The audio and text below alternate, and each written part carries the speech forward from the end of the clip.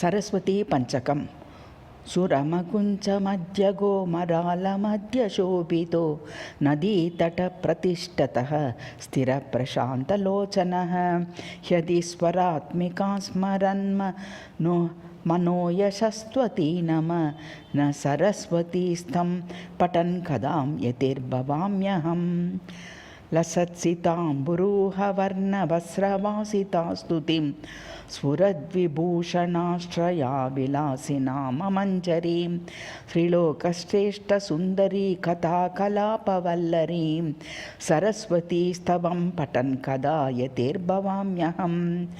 कवित्वकीर्तिबुद्धिशास्त्रज्ञानदास्तुतिं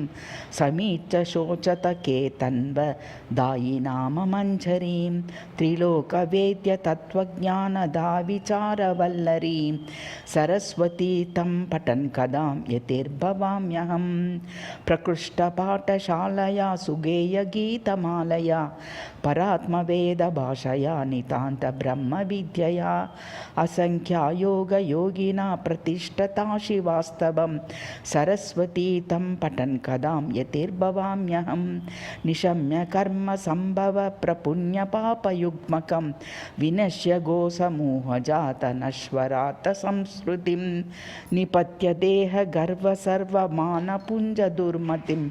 सरस्वतीं तं पठन् कदां यतिर्भवाम्यहम् इति सरस्वती पंचकं सम्पूर्णम्।